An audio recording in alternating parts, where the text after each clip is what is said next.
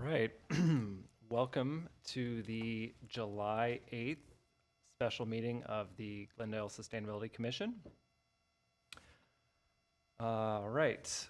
Meetings are broadcast live on Glendale TV, viewable on Spectrum Cable and Channel 6 and AT&T Uverse Channel 99. Meetings are also streamed live in high definition on the city webpage, glendaleca.gov/live. On youtube.com/myglendale, and on Apple TV, Roku, Amazon Fire, iOS, and Android devices using a free app called Cablecast and choosing Glendale TV from the menu. Meetings are also archived on the city website for viewing anytime at glendaleca.gov/agendas. Call 818-548-4013 for program schedules. For public comments and questions during the meeting, call 818-937-8100. Public comments on specific agenda items will be taken when that agenda item is discussed. If you have any questions about matters on the agenda or requests for assistance, please contact the city clerk at 818-548-2090 during regular business hours. All right, roll call, please. Roll call. Commissioner Bartusev. Here. Commissioner Werner. Here. Commissioner Pinkerton. Here. Vice Chair Kartunian. Here. Chairperson Bazemore. Here. Item ex officio Welch. Here. And item 1A, Pledge of Allegiance. All right, please join me in Pledge of Allegiance. All right, 3, 2, 1. Pledge allegiance to the flag of the United States of America, to the republic for which it stands, one nation, under God, indivisible, liberty and justice for all.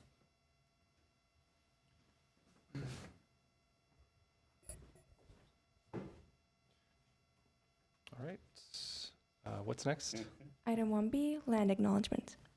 All right, we would like to acknowledge that we are holding this meeting in the city of Glendale on Tovag Nar, the home and traditional lands of the Gabrielino Tongva people. We would like to pay our respects to the elders, both past and present, and the Gabrielino Tongva communities that continue to be stewards of this land. Glendale's history did not start with colonialism. Indigenous communities have lived in this area and been stewards of this land for hundreds of years and numerous generations. The Gabrielino Tongva communities and culture continue to grow and flourish. We encourage our audience to learn more about the Gabrielino Tongva tribe and the many indigenous communities in Glendale and beyond. To get started, you can find a list of books and resources at eglendalelac.org/Native American. All right. Next, please. Item 1C, report regarding posting of the agenda. The agenda for the July 8, 2024 meeting of the Sustainability Commission was posted July 2nd, 2024 on the bulletin board outside City Hall. Item 2A, approval of minutes. Approval of the commission regular meeting held June 17, 2024. Okay, any comments or suggestions? Edits? I have a comment/suggestion. I was wondering if we could mention how many letters were received for the climate action and adaptation agenda item. So remember, we had the technical issues, so we're inviting people to write in during the public comment period instead, and we gave the email address. Did anyone write in? And did anyone send letters? It seems like it would be nice if we did get letters on something, if that were mentioned in the minutes. Like we said, there were 2 callers, but maybe we got 500 letters, or maybe we got none. But, you know, just I think for the record, it would be nice to know that. Yeah, that's a great suggestion. If I might, Chair Bazemore, members of the commission, so the minutes are to capture the events that occurred at the meeting. To the extent that there are letters received after the meeting had closed, I don't think that would accurately reflect what occurred at the meeting, but certainly we could make a report as to what occurred as a consequence of the meeting at a subsequent meeting. Staff could make that report, and that would become part of the record. So that's the most important. That would be part of this meeting's minutes, as opposed to being included in a former meeting's minutes. So letters received after the meeting would be on the following one, but if we received letters in advance of a meeting, that could be mentioned, right? If they were received in advance, yes, and staff could acknowledge those within the minutes of the meeting. Yes, exactly. Okay. So, David, did we receive any letters in advance of the meeting last month or Chairperson after? Werner, I do not recall, but I'll, at the next commission meeting, I'll make sure I have that information available for the commissioners. Okay, thank you. Okay, anything else? Okay, do we have a motion? Move to approve the minutes. Second. Roll call, Commissioner Bartusoff, Yes. Commissioner Werner, Yes. Commissioner Pinkerton, Yes. Vice Chair Kartunian, Yes. Chairperson Bazemore. Yes. All right, what's next? Item 3, board member staff comments.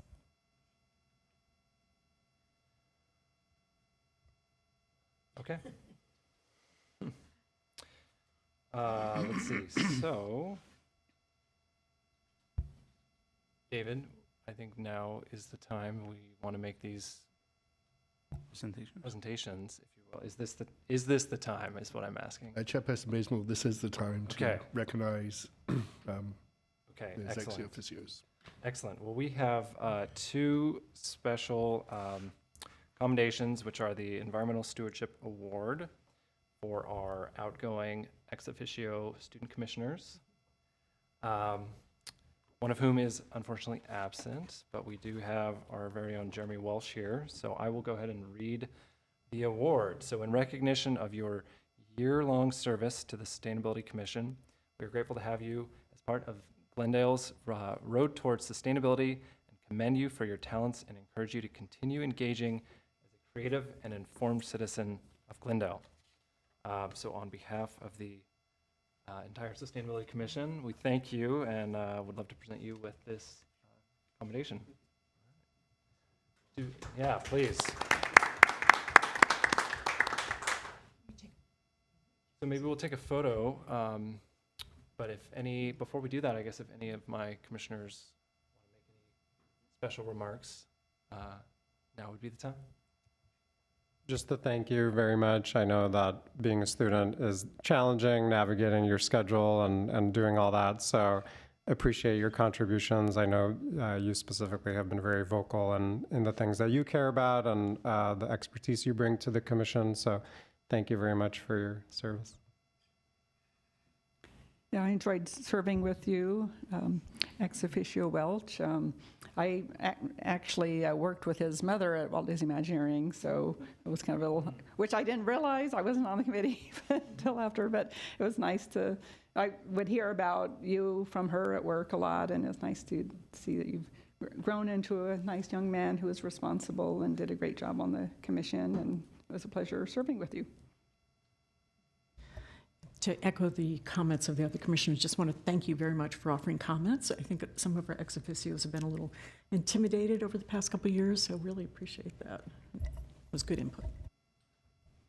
I'll add one more thing.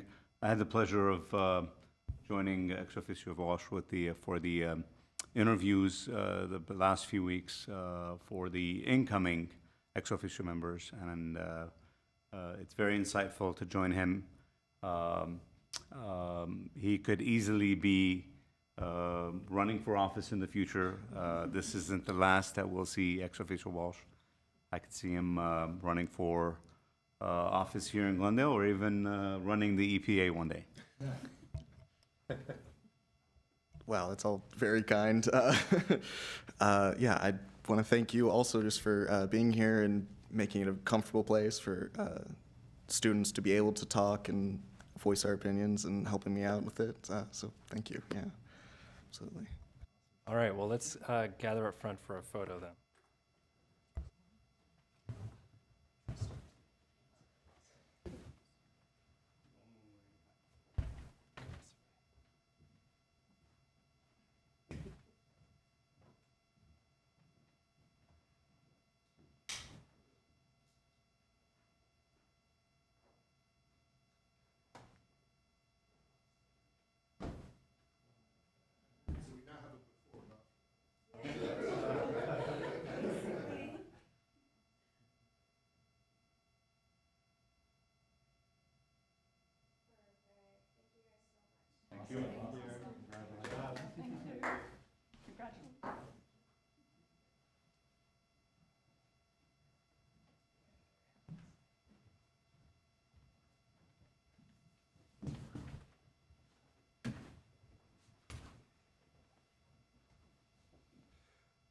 Okay, well, we don't have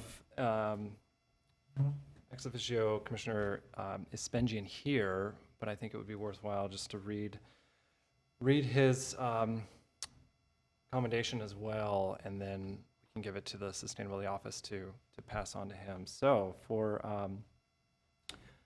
ex officio Commissioner Sean Espengian, in recognition of your years-long service to the Sustainability Commission, we are grateful to have you be a part of Glendale's road towards sustainability and commend you for your talents and encourage you to continue engaging as a creative and informed citizen of Glendale. So I guess in his absence, we'll thank you, ex officio Commissioner Espengian, and wish you all the best. Wish you were here, but if anyone else wants to say anything else, or I guess we'll just pass this on to the Sustainability Office, and if he comes in, we can present it to him later on in the meeting. All right, so with that, any comments from the commission? Anything? Okay, well, I guess I wanted to bring up one item that I was just thinking on this afternoon, David, and that's a little bit of a follow-on from our CAP discussion. And I was curious to know, do we have a representative in the city that oversees kind of the heat response, if you will, for the city? If any, we're in the midst of a heat wave here. It's not the first time. I know other cities in the area have a heat representative, and if I'm recalling correctly, I think there was a discussion around this in the Climate Action and Adaptation Plan. But I did want to know, in the event of a heat wave like we're having right now, who is the point of contact with the city? Who manages the kind of response, if you will? That's just something I would love to know. And if, yeah, please. Chairperson Bazemore, so we do not have a specific heat resilience officer within the city. But the opening of cooling centres and everything is coordinated through Community Services and Parks, and they are the entity responsible for managing and running those centres and letting our community know where those centres are, when those centres are open, so the community members can access that. So, but we do not have a specific dedicated role for that. Okay, thank you. And was I correct in saying that there was something in the CAP about that around, was it a resilience officer or was it just the resilience centers? Correct. One of the recommendations in the CAP is to grow the office and add that resilience role into the city at some point in the future, maybe. Okay. Good, thank you. Okay, is there any comments from commission? Anything from staff? Not at this time. Just one question, if I may. I think the state, didn't they just adopt interior heat limits for workers with but they exempted jails, I believe, but I believe it applies to warehouses. Do you know if cities, Jillian, are allowed to adopt a law that's more stringent than the state, or are we preempted from doing that? Members of the commission, of course, that depends, right? In some areas, we would be preempted from having more stringent regulations, so that would be something we'd have to explore to determine whether or not we can regulate more to a higher degree than what's already specified by the state. Well, I guess one question for David. Commissioner Warner had a lot of comments about if we have apartments, housing that does not have air conditioning units, about the viability of fans and things like that. I'm just wondering if the city has ever, given what's happening with our weather, if the city has ever identified properties that do and do not have AC? I'm sorry, Commissioner Pinkerton, can you repeat that? Yeah, just wondering, has the city identified multifamily units, especially that do not have AC, air conditioning? I do not know whether we have done that specifically. I will reach out to the relevant internal parties to find out if we do have that data and information. Right, because it might be a good idea to do targeted mailers if you can identify those without AC, and maybe you can, I wonder if you could look at electricity consumption to identify, central air versus window units versus for, average size apartment, one bedroom or whatever. I mean, it'd be interesting to see a profile. Thanks. And I don't know if you're aware, but there was a heat event this past weekend with the peak demand, so I had just signed up for the program. They finally are supporting my type of thermostat, so just a week before we got it set up, and so I was very excited to see how it worked. We weren't home, but we still got alerts, and we had the AC set to 85 because we were trying to be, keep the cat alive, but not, waste energy, and so it boosted up to 88 during the heat event, but it's only 3 degrees from whatever your temperature is set at the time, so that's why that one was that high, but it does seem to be working. It's just the fact that it got so hot kind of reminds us of how important all this work is that we're doing to try to mitigate the heat island effect in the city, so I hope more people sign up for it. Do we have any way of measuring how many people opted in or opted out or any of that? Again, that's a question I'll have to ask GWP. There is a way of overriding it too. Then I guess you get a little black mark on your record that you've opted out, and you get enough of those, you don't get your $50 a year or something. But I just wondered, how much that helped or didn't. So that would be good to know. One other quick suggestion or question, I guess. It might be interesting to review city codes and ordinances in light of heat events. How prepared are we? Have we adapted? I've mentioned this before. It seems to be a disturbing trend of a number of houses and commercial buildings painted black. And I'm like, right, let's absorb more heat. But I mean, we don't want to become too stringent, but I know other cities, in Arizona, for example, Scottsdale has very tight building codes, and there's a restriction on the pallets that are allowed, but it just strikes me, do these people know that they're heating up their building and probably increasing their AC and electricity draws significantly? So I think it'd be interesting if somebody could review building codes in particular. Have we adapted them for that purpose? Thanks. So David, I know there's a lot of items here. I'm wondering if this might be something we could bring back potentially as an item. Propose that to the commission, potentially doing like a larger discussion around the city's response to heat events and kind of our current, status of our ability to respond currently. I would second that as an agenda item. And maybe bring building safety or whoever oversees most codes and ordinances in also. Yes. Okay, wonderful, thank you. Okay, with that, Do you need a yeah, roll I call? think, I believe, no, No, I don't no. think so, yep. All right, thanks, Jillian. Let's see, what's next, please? Next is item 4, oral communications. Discussion is limited to items within the jurisdiction of the Sustainability Commission. Each speaker is allowed 5 minutes. Sustainability Commission members may question or respond to the speaker, but there will be no debate or decision. The matter may be referred to staff for investigation and report.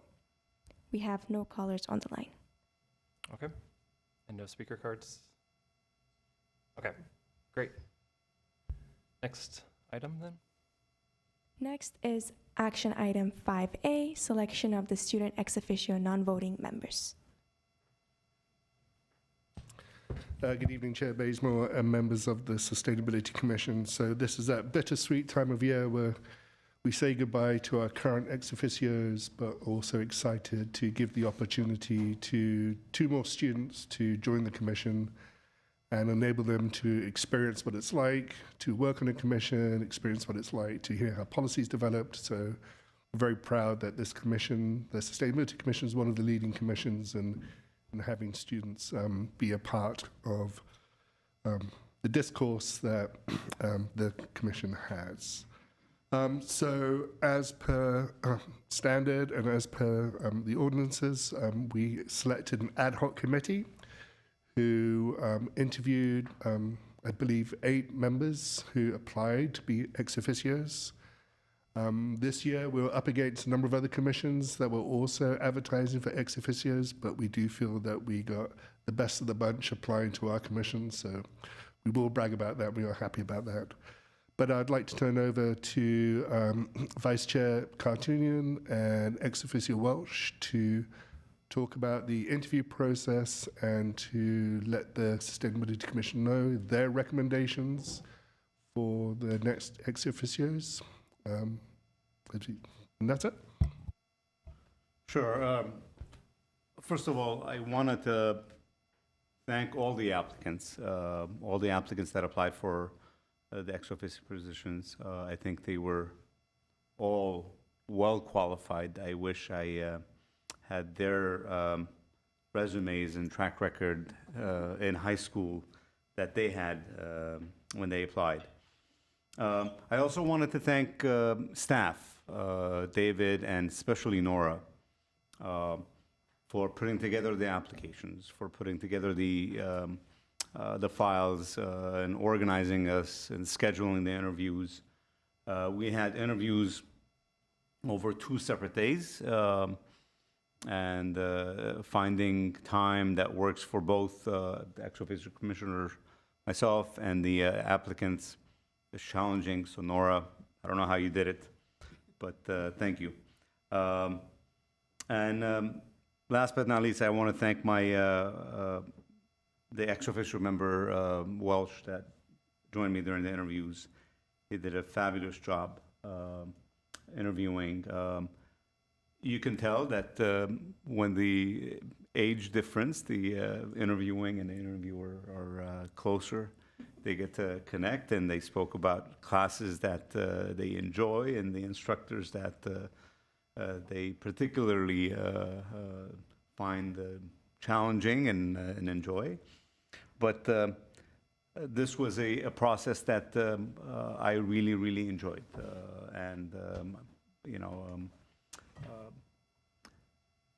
I want to first name the runner-ups, the 2 runner-ups that we're recommending in case the first pool of recommended are back out or for one reason or another the commission doesn't approve. And I have to say how difficult it was. We scored them in different areas, and we went back because the scores were so close. We started nitpicking on little things. They all had really good letters of recommendation, but the scores were really, really close. So it was very challenging. The runner-ups were as follows. Natalina Agopoglu from Alex Pilibos High School, and Milena Atayan from Glendale High School. So those were our 2 runner-ups. I'm gonna turn it over to ex officio Walsh to announce those that we're recommending. Yes, for just 2 positions here on the commission, 2 student positions, it was a very difficult choice. Like I said, a lot of great candidates, and I think we made some good choices here. The first is Samantha Sanchez from Hoover High School. She is looking to environmental engineering as a major, and had a great essay and great interview. I think she'll do very well on the commission. And the second here is Mary Khazarian, who is going to Hoover High School and has done a lot of work in volunteering with the Sustainability Office already. And I also think she will make an amazing addition to the commission. Ex officio Walsh, if I may correct you about one thing, Samantha attends Providence High School. I'm so sorry. Providence High School? I said Hoover twice, didn't I? Yes. I have it written down here, but I just looked at the wrong name. My apologies. Did you want to say a few words about Samantha and Mary, the ones that we're recommending? Sure, yes. I mean, they both have done a lot of work with the Sustainability Commission, which is amazing and great to see. I've seen them around at some of our events and things, which is always nice to see. Yeah, they both very professional, very good interviews, very good essays or applications. Yeah, I think they're both very energetic and very interested in the position and what goes on here. So I think they'll make great additions. Yeah. I'm going to take a couple of minutes to say a few words about both Samantha and Mary. Samantha lives the sustainability practice on a daily basis. She said that sustainability is not something that you do as a side practice. It's a daily part of her life. The words that embody environmental issues for her are green, clean, and safe. I told her we need to, write that somewhere and use it in the city. And she thinks that overconsumption, especially in clothing industry, is something that, as a young age, as a young person, it's something that bothers her, and she thinks it's a priority. As to Mary, Mary would like to bring sustainability to local schools, and not just city government. Pedestrian-friendly streets and walkability is a priority for her. The biggest challenge in Glendale, she believes, that is acceptance of change. And I can't agree with her more. As the city evolves, as the city changes, people don't like change and often resist it. But understanding different perspectives is how she overcomes disagreements, and that's how she thinks we can reach consensus. So those are our two recommendations: Samantha Sanchez of Providence High School and Mary Katsarian of Hoover High School.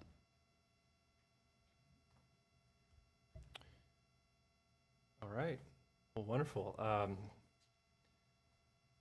Do we have, I guess, we have well, You that is the motion. You do have a Yeah. motion, and that would be to select the two names as the two 24-25 student ex officio members. And they would be notified tomorrow. And of course, David would return to let you know whether or not they accepted the positions. And they would be sworn in and commence their attendance at the commission meetings in August, if I'm not mistaken. Yep, thank you. Are there, before we move ahead though, are there any questions for the ad hoc committee?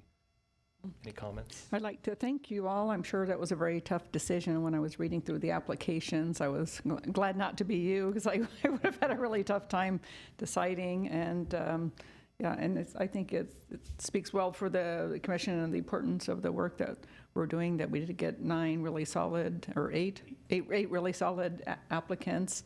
And yeah, I'm in agreement with the ones that you are recommending. And I like the idea of having a couple of runners up in case, for whatever reason, someone isn't able to fulfill their office.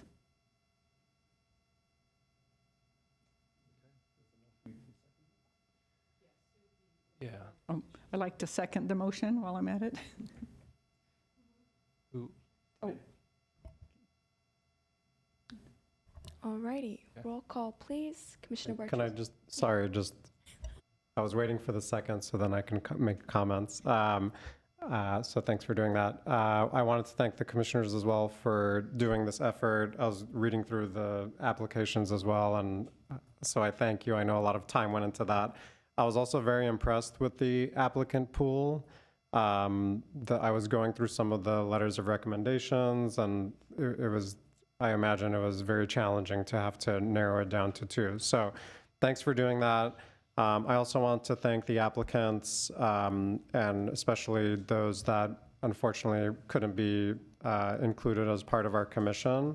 And I know, I think we've done this in the past where we've somehow engaged applicants, whether it's to volunteer or come to some of our booths. And still have a little bit of an experience of what we do as a commission and as a sustainability office. So I'm hoping that we can continue that tradition, not only for this pool, but for previous pools as well. There might be folks that are still living in Glendale and want to continue to contribute, but just weren't able to serve, have a seat on the commission. So I'm hoping we can keep those folks engaged and have them be part of the family to grow our sustainability expertise and local knowledge. So that's all I have to say.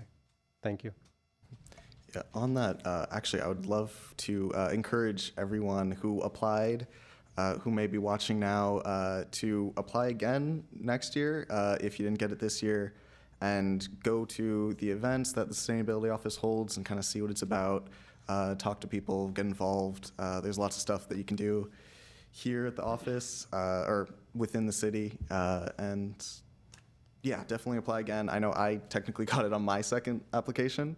I did apply 2 years in a row and I got it the second time, so definitely go again. You have a good chance of getting it. It's limited number of pool, and everyone's very good though, so. Do you have any parting words of advice for the incoming ex officios? I mean, I will talk with them before they come in, for sure. But, come in it with an idea of learning more, and yeah, I don't know. I'll definitely talk to them personally, though, probably before the next meeting. All right, roll call, please. Commissioner Bartuso, Yes. Commissioner Werner, Yes. Commissioner Pinkerton, Yes. Vice Chair Kartunian, Yes. Chairperson Bazemore. Yes. Congratulations, candidates. All right. Next is item 6, reports and information. 6A, environmental preferable purchasing. Good evening, Commissioners. So this item was pushed from our last meeting. So just to a recap, last year we came to the Commission because about specifications that the city may have on certain product categories. The request from the Sustainability Commission was to look at maybe other categories of products that we do purchasing in, and to try and understand whether there's any specifications we have regarding those product categories, and if we don't, what we do have in terms of maybe internal procedures as well. So this is going to be a brief presentation on those additional categories. The report combines both categories. So so it's just a follow up from the previous report, and it'll be at the end of the presentation. It'll be wonderful to get some guidance and advice from the Commission regarding some of these product categories. If there's any other areas that we can look at into specific regarding third-party certifications or labels, etc., that we may have missed or may not have looked at in the current draft EPP. So with that, I'm going to jump in, and please excuse me, some of the text is fairly dense on these slides. That's because we took it straight from the manuals and everything, so it identifies and gives percentages. So I do apologize for that.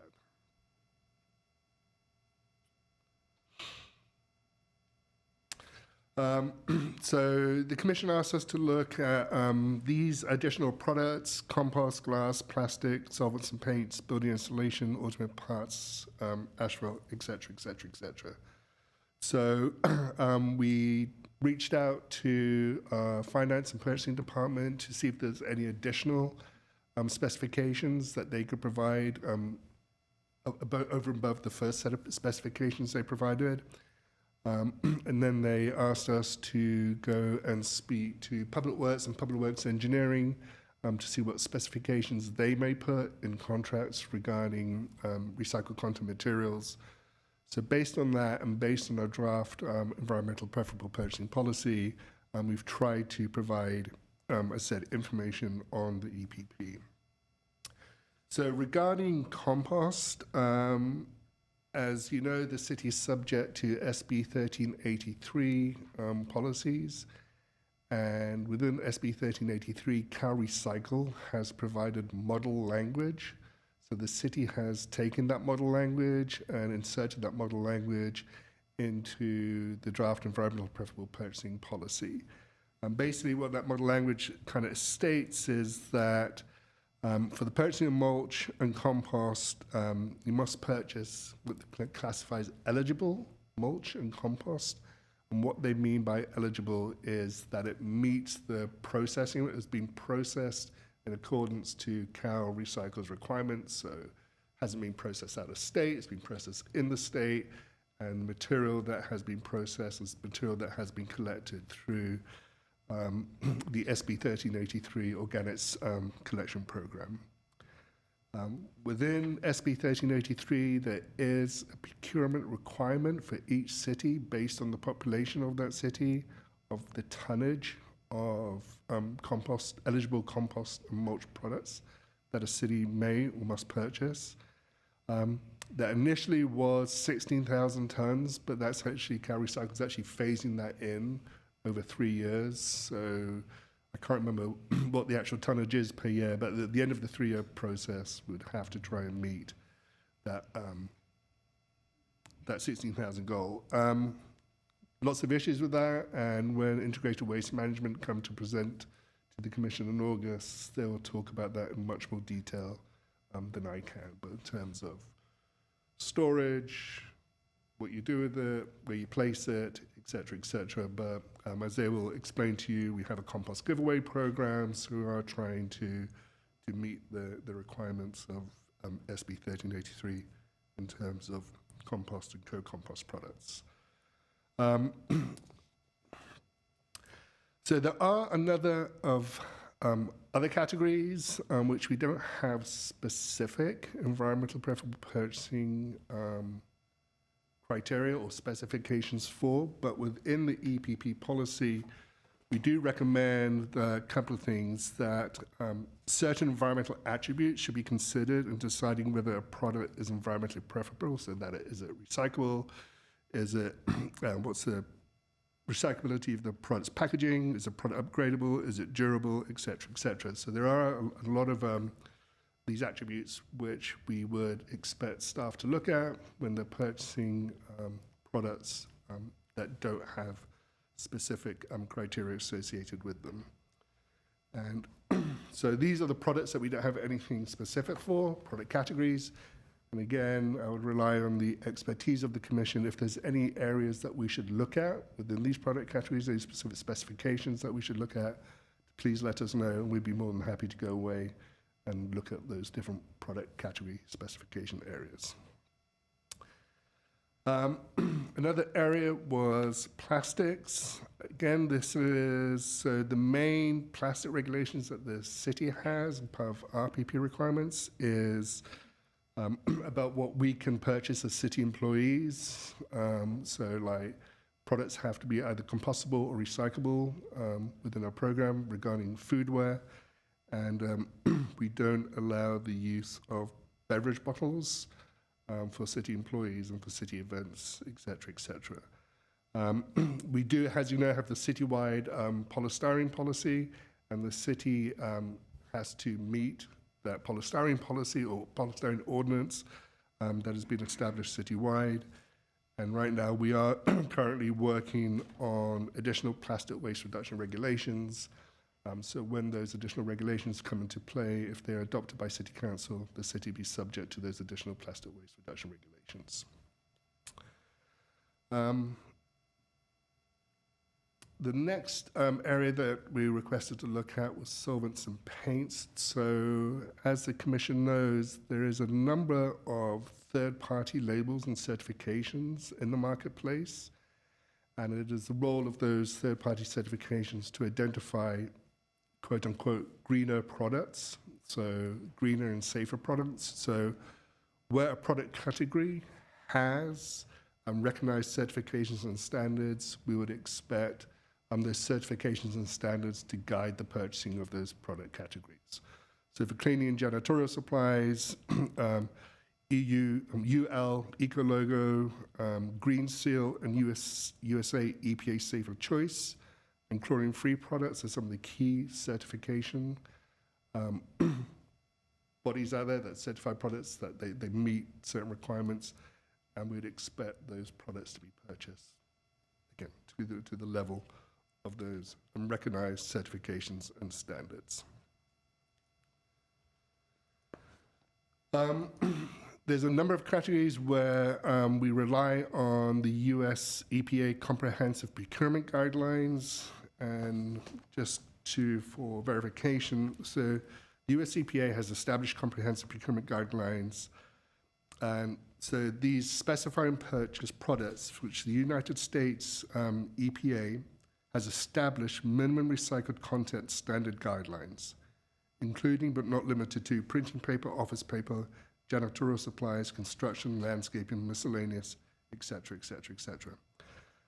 The product shall contain the highest post-consumer content practical, but no less than the minimum recycled content established by the US EPA. So the US EPA has established these guidelines, so again, we would defer to those comprehensive procurement requirements in those product categories where the US EPA has, again, established the guidelines. I hope that's clear.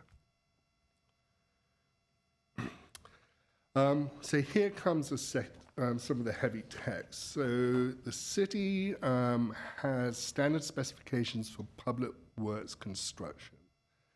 And certain product categories within these standards do identify the recycled content of, like for in this case, asphalt, and what that recycled content should contain.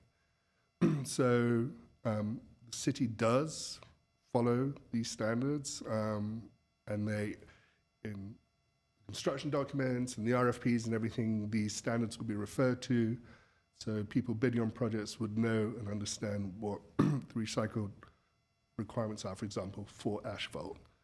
So this happens in a number of product categories, asphalt being one of them, concrete and cement containing fly ash. Also, I'm not going to read through all this, but it does specify the minimum recycling content of how that product is made up. Aggregate rock, this is one area where we were asked to look at. We don't have any specific recycling content for aggregate rock, just because of the product is what the product is.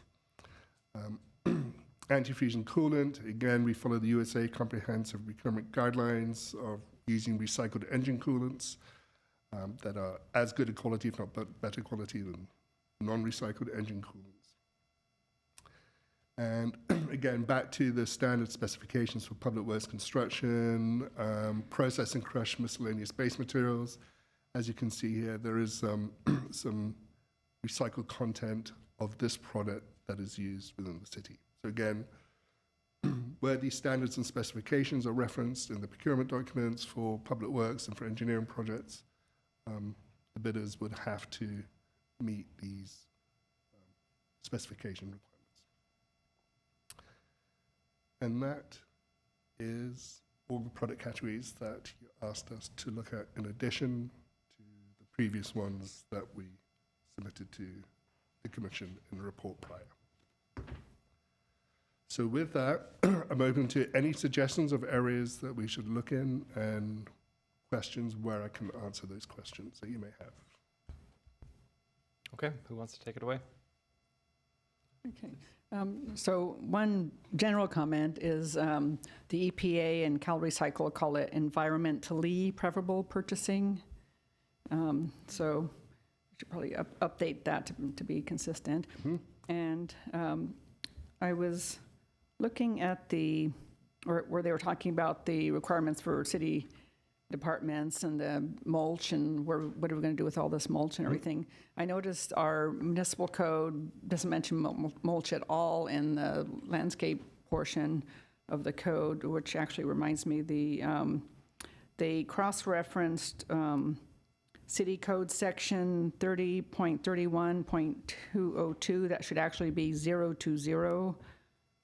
There's a typo. It's correct in the sentence before, but it got transposed, and that was Apologies. H2 subparagraph B subparagraph I. So We could fix that while we're at it. And so I think that we could beef up that section a little bit more, that, you know, I know it says you can follow the Glendale Municipal Code or the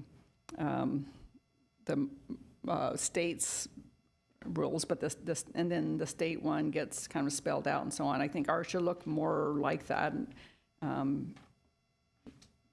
But it just seems like it's just almost absent from the code, and then says, well, whichever one results in more water savings, but the other one doesn't really say anything. It doesn't mention mulch at all. It doesn't say even what kind of projects would have to follow the WELO guidelines, you know, like projects over 500 square feet that would require a permit, design review, or plan check, or landscape rehabilitation over 2,500 square feet. So a person reading this wouldn't even know if their project was required to follow that or not. So I think at least having that in there would at least help us sell some mulch, you know. So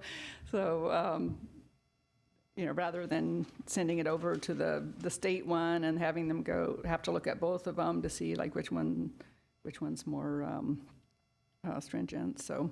So that would be that's what stood out to me, is just that I know we're trying to get rid of all this mulch, and we're not doing a good job of telling people we have all this mulch that they should be using and for these kinds of projects.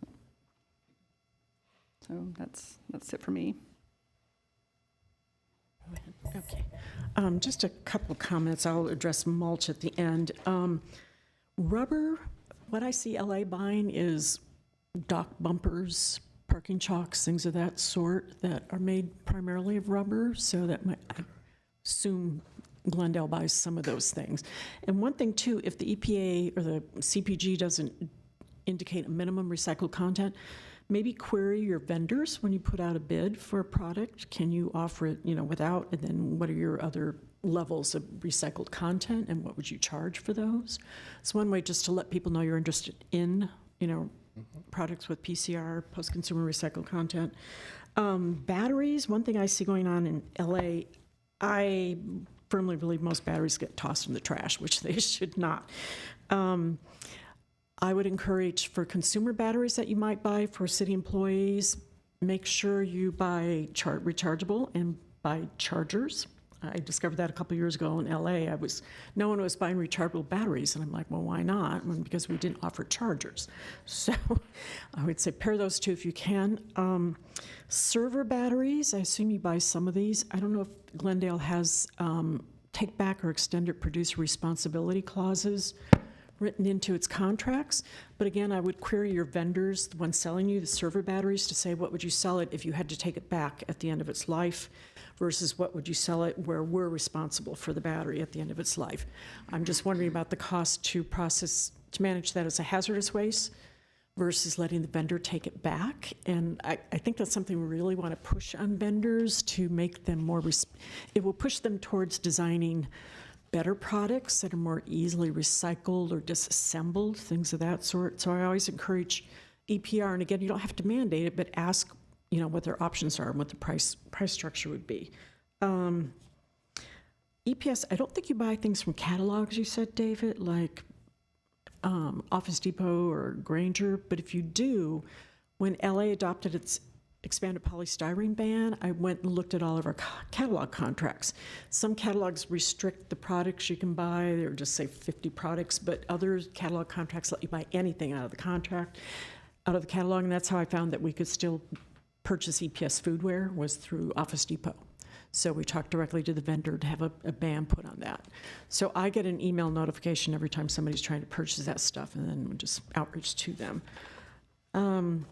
For your janitorial, I think those are all good labels, logos, certs. I will just caution, Green Seal I think is one of the best, but it's expensive for small companies. I think it's about $18,000 plus to go through to have a product reviewed, so that might deter some small vendors. For janitorial papers, chlorine-free to me is imperative. We want to just get chlorine out of the environment to the extent we can. But I will also say unbleached paper. We seem to be, we have bleached janitorial paper products in this building. There's no need for any of that stuff to be bleached. That just will get more bleach out of the environment. Oh, paint. There is a lot of recycled paint out there. I mean, that's what most schools are painted with, is recycled paint. There used to be a company in Wilmington. I don't know if they're still there, but all your interior latex paint could have high levels of recycled content. Of course, you're limited on colors, but who cares? How wild do you have to go? What was the other thing? Oh, this is somewhat related. Does Glendale have an ordinance mandating diversion when you do construction and demolition, mandating recycling of the C and D? We do, okay. Do we set a diversion rate? I believe there's a diversion rate set in there, yeah. Okay, I don't okay. know what it is, I can bring that to the, huh?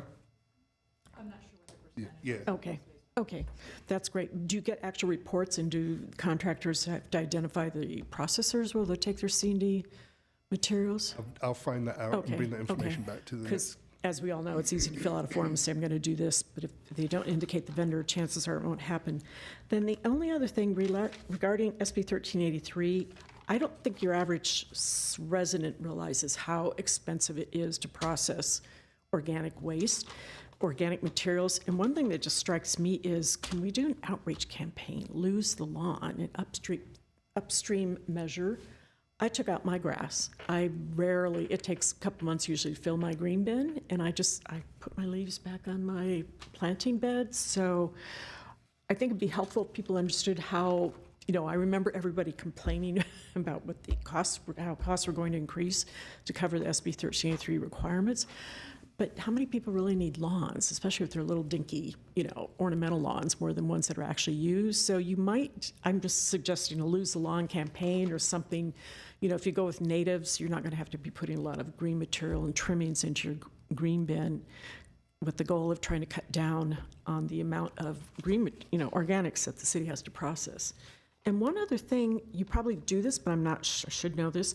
In LA, we give mulch away free, not only to residents, but to any company. You can show up with a semi-tractor trailer. Do we do that here also? We do. We have a brand park, I believe, one of the parks we do have, where you can come and just pick up mulch and take it away. And then we do have the compost giveaways too, which we advertise quarterly at this point. But I'll make sure that Integrated Waste Management just brings that up too when they present to the commission next month. If you get a few large contractors, they might take a lot of mulch off your hands. Thank you. Thank you for those.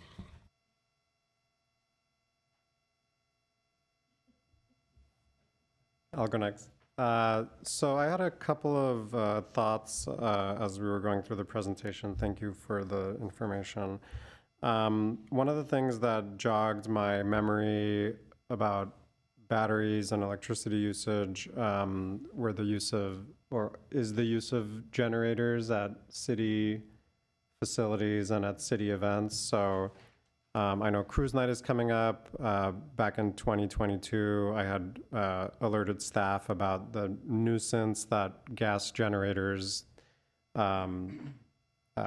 have at our events, particularly pedestrian-style events where we're just kind of inhaling all these fumes. And then I also noticed that summer night concerts that we have. I attended one here at the plaza around the corner, and there was also a generator running there. So I'd love for there to be a policy that the city of Glendale doesn't use generators at our events.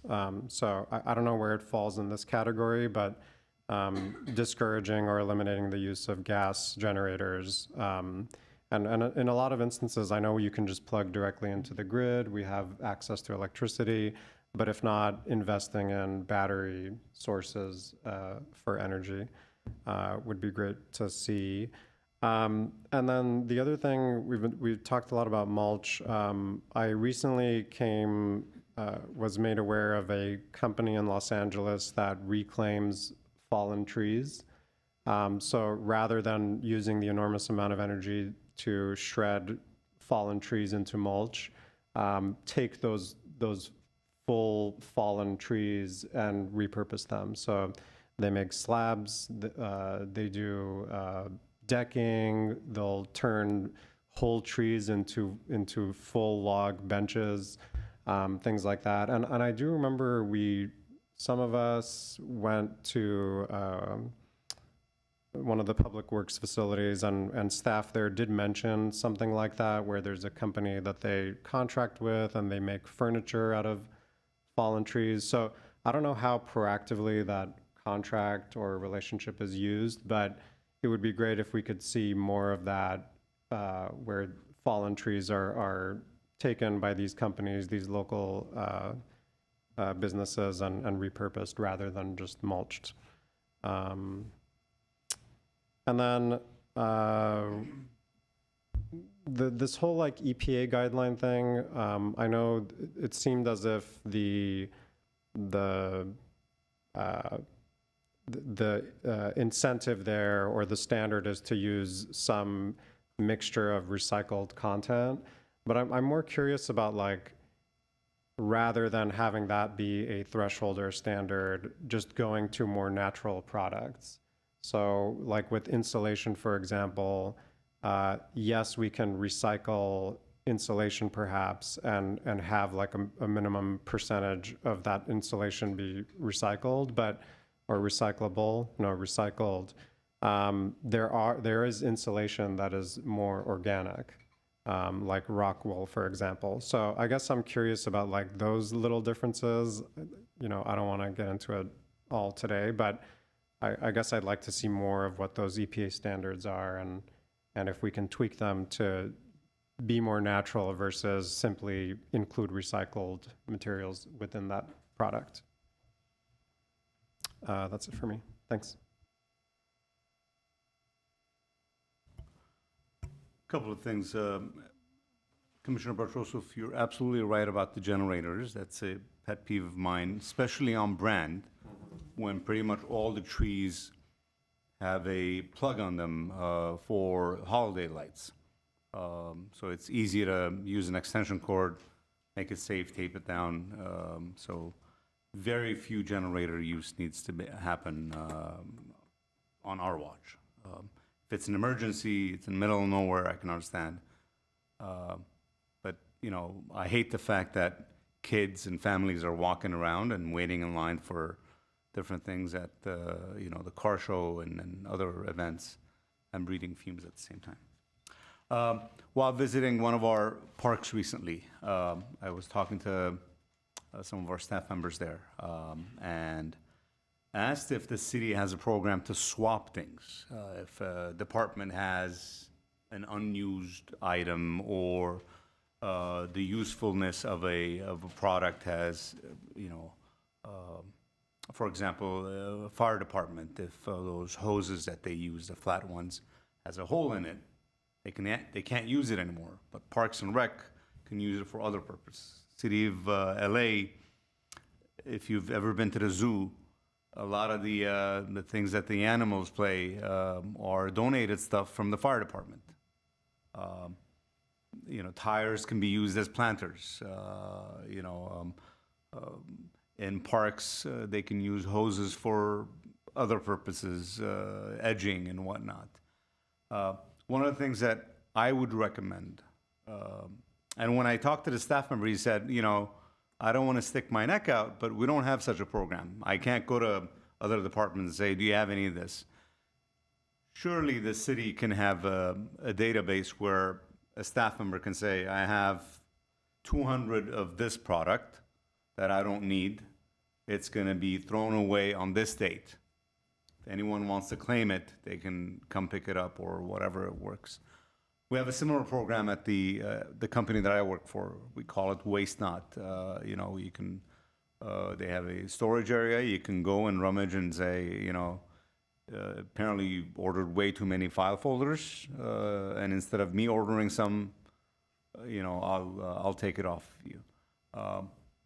But it's useless if we don't clean up that database. If the database has stuff from like 5 years ago, It's been thrown away. It's useless. So somebody, a responsibility of a department has to be to make sure that they get rid of the old stuff that have been posted 6 months ago and, have an expiration on it. And all departments can take a picture and upload it and, like an internal database of some sort. I think that's something that's doable. The greatest, the cleanest product is one that we don't have to buy. We talk about electricity. The cleanest electricity is one that you don't have to use. So in this case, my suggestion would be, instead of the purchasing program, let's come up with a swapping program, internal.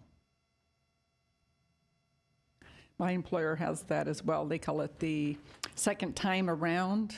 So STAR is the acronym. And I went in there, there's like all this, desks and chairs, with a lot more people working remotely. That frees up a lot of furniture. And there's been this big drive to reclaim underutilized office space. And so they're trying to push to get everybody to get rid of these extra file cabinets that nobody's using anymore and things like that. And they end up there, and that keeps them from having to build as much new buildings too. And that, that is a significant footprint reducer right there. And then, there's some timeline whereby things get donated to somewhere else or recycled or something. But I thought that was kind of a cool program. And sometimes things go to schools too. A previous employer before that would have a drive every so often. And it's, schools can always use office supplies, pencils for the students, that kind of thing. And they end up there as well. So there's even nonprofits that deal with some of that. I had invited one of the groups to speak, but they're like not from around here. It's a little difficult for them to come, but there are groups out there that will take it off our hands and find a new home for, unwanted chairs and things like that. So, Just a quick couple follow-up comments. Great idea. We have a primitive bulletin board in City of LA, CityMax, which is matching. It's the same thing. You post photos, descriptions of things you have and don't want, and people post those things or shop for those. The drawback is, though, because we're physically so big and so many buildings, even that Civic Center, it's not been real successful because we don't have a delivery service. So unless you're within the same building, not much happens. But we do mandate that electronics have to be posted there for 30 days before they go to our salvage department, just to try to, help ensure that they do get used internally.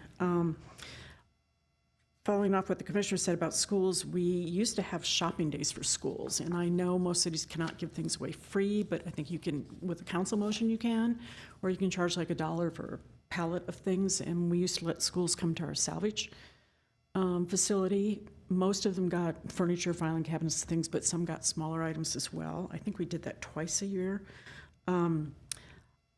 What's been happening now in some of our larger buildings, you'll have a department-sponsored garage sale, and they just email blast everybody in the building. So the stuff, it's more immediate, so it seems to move things more quickly. And the last thing, when I was at the city utility, we had a physical reuse store. It was in our parking garage. It was just a cage, and people loved that thing. It was hysterical. I mean, it was binders, it was office supplies, but people went crazy just the idea of going someplace physically and shopping. So I don't know if you ever have any space for that. But in binders are one thing that it's ridiculous, and those things are very expensive. And I see people, the Zero Waste Plan in LA, you're not supposed to print project names or department names on binders anymore. So the binders can be reused by everybody. So, but yeah, thank you for bringing that up.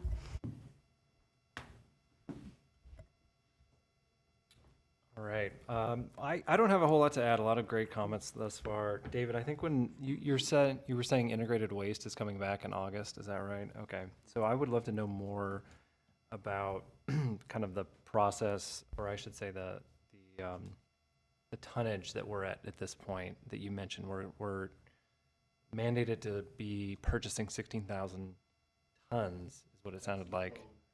The goal in a couple of years. So I would love to know where we're at with that. While the commissioners were talking, I was thinking a little bit about an area in here that we that wasn't discussed much, which is concrete and the carbon, the CO2 emissions that come from that. you know, I don't have any expertise in this area, but I do know and have heard of new technologies, new concrete technologies that are low, produced in ways that lower emissions, and was just Googling here, you know, some of those options. So I would love to, you know, I would be interested to know if our Public Works Department is looking into that at all, you know, as options. It would be interesting to see kind of some pilot projects in the city, some, you know, working with some vendors that are using these technologies, these new technologies would be great. That's an option or an idea. And then there was mention of take back, and I do know that with printer toner, I think that's something that is often available from, you know, printer services, and if that's not already, you know, on the books with Glendale, that should certainly be explored as an option for disposing of those cartridges. And let's see, yeah, I think that's it. Leave it there.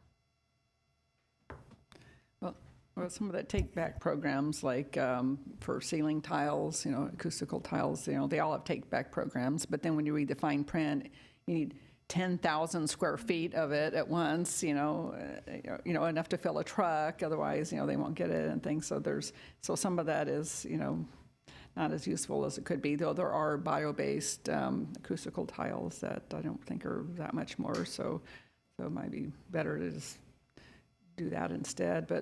And then on insulation, rock wool is way more expensive than fiberglass because it takes a lot more to make, you know, a fibrous material of rock than it is to make it out of glass. But it is a superior material and it's non-combustible.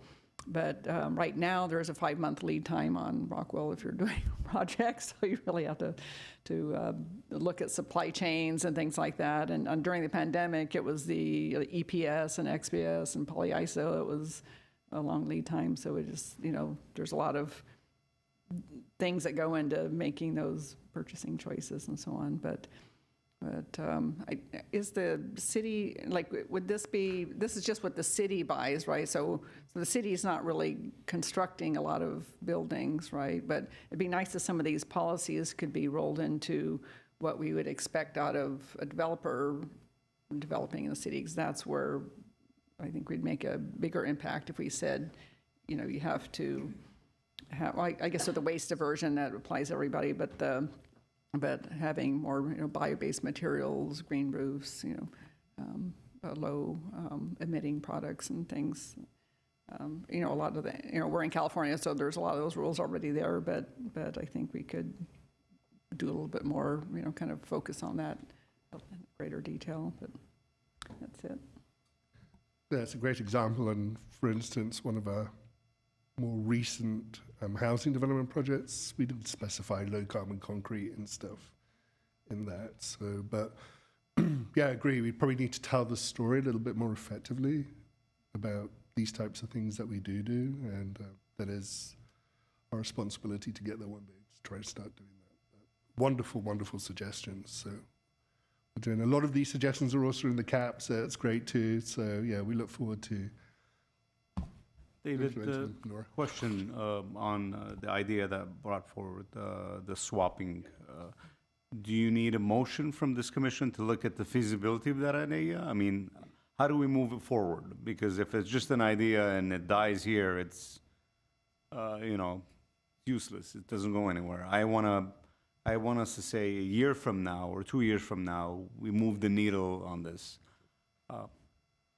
Do you need a motion from this commission? What's the next step? So that actually, their idea is one of the ideas that is in the cap, and it is one of the short term, so 2020, 2025 goal within the cap to establish that. So we are beginning through that cap process to begin to set some dates of projects such as that. So it's our responsibility as staff, if the cap gets adopted, to put in place these programs. So I'm gonna, if I see that Parks and Rec staff member again, I'm gonna say it's David's responsibility. If I'm not a commissioner anymore, go talk to David. He's gonna make it happen in 2025. That be yes. Got it. David, one question I did want to did want to ask before we move on. So around the idea of a kind of surplus disposition policy for the city, does the city currently have, do you know, any sort of kind of surplus or salvage program where, departments can either post stuff for other departments or sell it to the public? So I know there's an informal program within some departments of like them posting like, I have some binders, don't buy anymore, but I don't think there is anything definitive like that. So that is something that we could, the surplus policy, I don't know. I'd have to have a look. I'll reach out to purchasing and find out. Also understand if there's any legal issues around that too that we may have to address. But when it does go into effect in 2025, the idea that my colleague brought up that, the first pool should be internal, city, and the second pool should be nonprofits, I think it's a great idea. Maybe a third pool of public, but, having nonprofits, local nonprofits benefit from surplus materials that, we're going to throw away anyways. I think that's a great idea. Yeah, absolutely. We'll investigate that. And, again, certain surplus materials may not be able to because there'll be legal uncertainty or whatever it is around that. But yeah, we'll definitely look at that. And as we go to 2025 and get this program. Just like a quick piggyback off of that, one, like, if you want to just experiment and have fun with this idea, we have events like the clothing swaps or the fix-it clinics. Like, why not have like a little corner of like things that we consider to be safe and easily able to share to the public? That's, file folders, for example, inoffensive things that are just easy to bring to an event.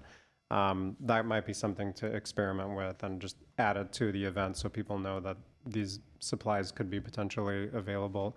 And then since I'm talking, there's one little tiny thing that I'd love to add to my comments is that I'd love for there to be some kind of policy for all departments to stop giving away plastic giveaway things at their outreach engagement events. The Sustainability Office does a very good job of not giving away plastic products. I think those seed packets that we have at our tabling events are a hit. I have to update you guys with a few photos of my little plot where I did plant those seeds and have now blossomed and have beautiful native flowers. But there are other departments. I think it's integrated waste that has those little trash bin plastic things that maybe people use as like a pencil holder. But yeah, I've been using this metal water bottle that I got at a conference almost 10 years ago.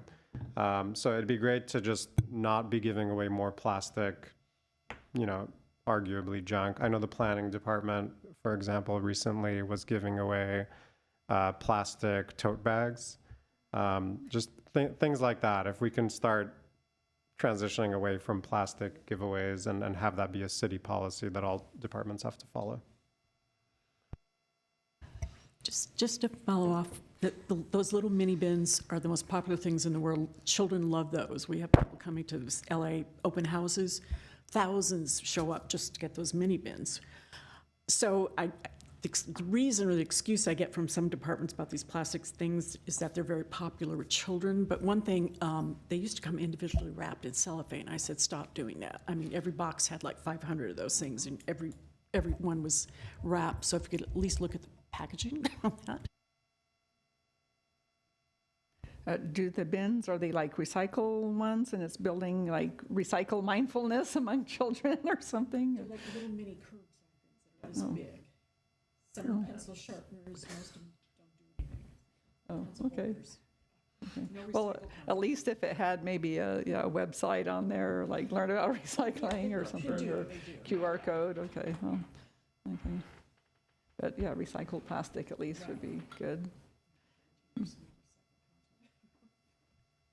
Oh, again, thank you for those wonderful suggestions. All right, yeah. Thank you, David. What's next? Next is 7, Sustainability Office Update, 7A, Event Update.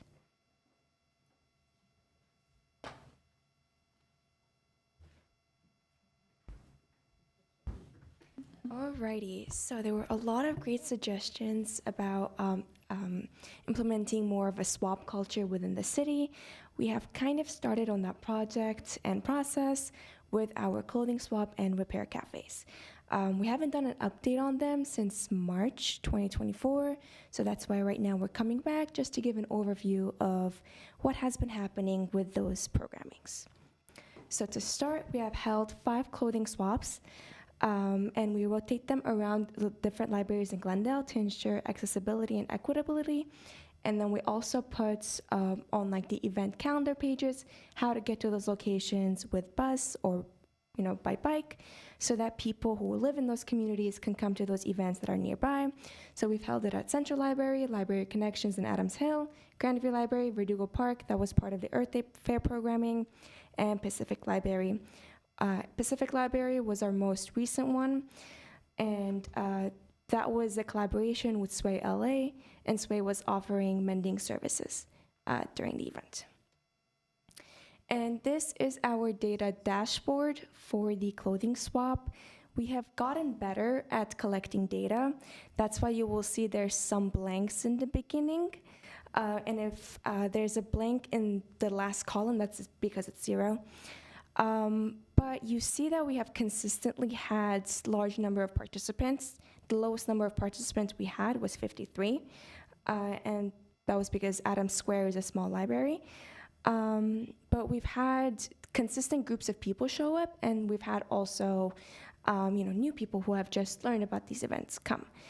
And in total, we have swapped 1,400 pounds of textiles in our community. Everything that I'm currently wearing, I got it from a Glendale clothing swap. Wow. So they're very good events, and they're very popular events. And we hope to schedule more of them coming up. Nora, one question for you Yes. on that. On this slide, what are the columns recycled and donated mean? So, thank you for that question. We have rules as part of our swap not to bring any torn clothes or stained clothes. When people do bring torn or stained, we separate them and we put them in a recycled pile. And then the recycling for this last collection that we did it with Sway LA, and we actually paid for it to be recycled. And the donated one is we partner with thrift stores. So say Assistance League, it's a small thrift store near the Central Library, and any additional clothes that Assistance League has, they donate it to veterans in need. So that's why we like to partner with them, Okay, thank you. of course. And those are pounds? I think we need the Correct. units of measure on there somewhere, just so we know, but maybe Correct. round off a little too. I don't know if we need I got to you. go to We- 10,000th place. We measure it. Yeah. We measure it in grams, and then we convert it to pounds to be accurate. We do it in grams. Yeah, yeah. Funny. Yeah. Okay. And then after every week, whenever we hold a clothing swap, the week after we hold a repair cafe. So part of the repair cafe is we also have a free market. We don't advertise it as well, but any items that we do have in the city, we put it out. It's not too formal, it's just whatever is on hand. So we've held 4 repair cafes. And during the Pacific Library June 8th event, we were also giving away books that the library had an overstock of, and fabric that the library had an overstock of, and same with art supplies. So we were able to, circulate those within the community too. And then you can see our metrics for the repair cafe. We're trying to be better at capturing it, but it's not as well done as the clothing swaps, but we're getting there. And one thing new that we're trying to implement is total weight of items that we are repairing, so that we have a metric of how much pounds of things are being diverted from landfills. That's something that we're hoping to do at our next repair cafe. But so far, we have repaired 266 items in our community for free. And some of this can go towards your AB 939 reporting also. So. And in May, May, we also held 2 climate cafes. So those were open houses where we posted plans that the city has. It was a plan by Public Works, plan by our community development, and our climate action plan. And people were able to come and give their feedback on that plan. And for our repair cafes, I learned how to sharpen knives. So I sharpened knives during those events. So those were more items repaired. So those were 16 knives. And then again, for the climate cafes, any overstock that the library had, we gave away. And then in April, we had our Earth Day programming. The Earth Day Fair was our most well-attended Earth Day Fair. Many of you were there. Thank you very much. We had 700 attendees for those. And then we also held a guided nature hike with Arroyos and Federal Conservancy, Bike 101 workshop with Go Glendale, Get the Dirt on Dirt with our Parks Department. And we had an electric car guest drive in the beginning of April, and 220 guest drivers signed up. So a lot of it, the most popular one was Cybertrucks. We had 3 Cybertrucks. Yeah. We did have Hyundais and Toyotas, but the Cybertrucks were the ones that had a long line. Yeah. And we also had e-bikes during the guest drive, and it was sponsored by, can't remember the name of the shop, but it was a shop in Pasadena. Yeah. And then we also have future events coming up. So the 2 events in August are our electric landscaping equipment demonstration events and our Beyond Plastics vendor fair. I will be sending out flyers and media kits for those 2 events and asking all of you to help, communicate it to the community. And we also have 3 rounds of clothing swaps and repair cafes coming up until March 2025. And we are set to schedule more clothing swaps and repair cafes in 2025 for a full calendar year. And that is all. Really impressive attendance numbers. These great numbers. What is the Beyond Plastic vendor fair? Like, what does that entail? That is a vendor fair where we will be having vendors who sell compostable or recyclable products, because we have a new ordinance coming up, the proposed plastic waste reduction ordinance, so to help connect businesses with suppliers. This is a dumb question, but I imagine we're inviting all businesses to that fair so that they're aware of. Okay. All of this is very cool. I'm very excited that we're able to continue this programming. Is this, I recall not long ago we were seeking funding to do additional events like this. Is this like a grant-funded series of events, or is this part of like the Sustainability Office's budget? Which one? This is not grant funding. We purchased one time clothing racks, and one clothing rack we got from Buy Nothing Group, and all of our hangers were donated. So we've been able to host them with no additional grant funding because we're using library spaces. This is great. Yeah, I was worried that if it's grant funded, it may not be sustainable. So I'm very happy to see that this is kind of folded into our work plan and is something that we provide as a resource. So thank you very much for doing this. If you can go back to I think it was the repair clinic slide. Yeah, I saw the unsuccessful repairs, and although I have not been to one of these yet, I know a lot of repair items are electronics. Mm-hmm. Are these, or can we, as part of these events, provide a service where we just e-waste, take those materials that we know can't be fixed, and perhaps the participant is no longer interested because it can't be repaired, to just take that off their hands and recycle it ourselves? Just if it's logistically possible or easy for us to do, I think that might be helpful as a way to just encourage more participation. And then while we're at it, I know there's been talk about there being limited access to battery recycling opportunities. Mm-hmm. Perhaps that can be folded into that event as well. So provide e-waste opportunities for batteries specifically, but also just for like appliances that can't be fixed, that the city can take it off their hands and get it recycled for them. I can certainly look into incorporating those. Great, thank you. Yeah, this is a great set of programming, really impressive, good numbers. I wanted to ask, have you considered at all incorporating these into other city events? I'm thinking about like the upcoming cruise night or other community functions like the weekly farmers market in Montrose or something like that. Just trying to see if there's opportunities to attract new audiences and work together with other kind of existing events that people may be attending, and then, oh, it turns out there's also a repair cafe or maybe something different than that, but something where there's a swap event and they could try and do both at the same time. Anyways, that's just one suggestion I think. So I think Considering. that's a good suggestion, but we have to be aware of our resources. There's just Nora right now. So what she's been doing is like pretty amazing. So, but that is something in the future. But right now we don't have the resources to expand upon the schedule of events that she's putting together. Certainly. Okay. I will say though, I have tabled at the Montrose Farmers Market twice, and I've had the flyers posted on our tables twice. So there's been many people who stop by, and because we're also hosting Clothing Swap and Repair Cafe at Montrose Library, that was a spot that we did outreach to, so that the community is aware that it's coming up in their own local library. Sounds good. Thank you. All right. Any other comments from the commission? Okay. Great. What's next? Alrighty, next item is B, work plan updates. So we're already in July, believe it or not.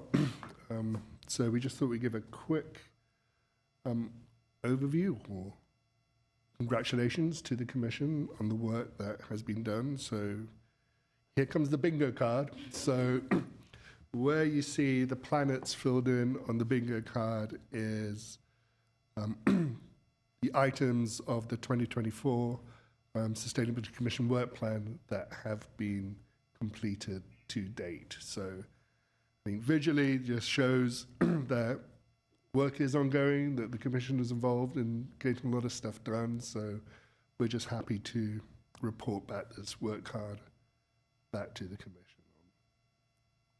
on all the good stuff that comes out of here. So yeah. So congratulations. Thank you. Looks good. We're close to getting a couple bingos here, looks like. Maybe even as soon as later, although we did review the building performance. No, did we do that? David, I thought we reviewed the building performance standards. Maybe not. I guess we discussed that as a building electrification option. So maybe later this fall we'll get that. Sounds good. Great. Well, is there more to this? Okay. Wonderful. Comments, questions from anyone? No? All right. Thank you. Alrighty, item 8, adjournment.